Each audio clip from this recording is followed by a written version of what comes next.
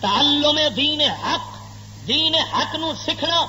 اس دا پورا علم حاصل کرنا، اللہ دے فرائض احکام نو سمجھنا، جنہوں نبی پاک دی زبان نے فرض عین آکھیا ہے۔ کی آکھیا ہے؟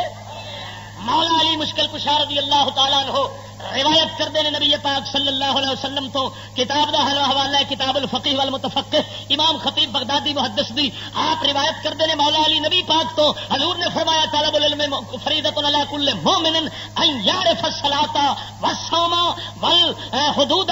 والاحکام، فرمایا ہر مومن پر علم حاصل کرنا فرض ہے کہ وہ سیکھے نماز نو، روزے نو، اللہ دے احکام اور حدود نو۔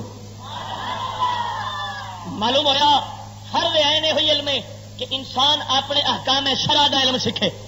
اور یہ رسول اللہ دی حدیث کے الفاظ تو سنائے نے۔ معلوم ہوا انہیں خبیثاں دا رد ہو گیا جہے آتے ہیں جناب جی یہ سکولوں کا علم فرض آئے تو سکولوں سے اس حدیث لکھی کھڑے نے، تے اگلے حدیث دے اگلے لفظ جڑے نے وہ خرد برد کر گئے نے کنجر، انہیں خرد برد کیتا میں تے سامنے کھول کے رکھ دیتا ہے۔ خرد برد نہیں کرن دینا، فقیر نے ڈنڈی وجن دینی، انہیں ڈنڈی مار کے نبی پاک دی حدیث نو کھڈ ہوئے اگوں پی گئے نے۔ حضور نے اگلے لفظ وضاحت کر دیتی سی کہ علم ہر مومن تے فرض عین کہڑا ہے؟ حضور نے دس دیتا ہے نماز دی پہچان کرے،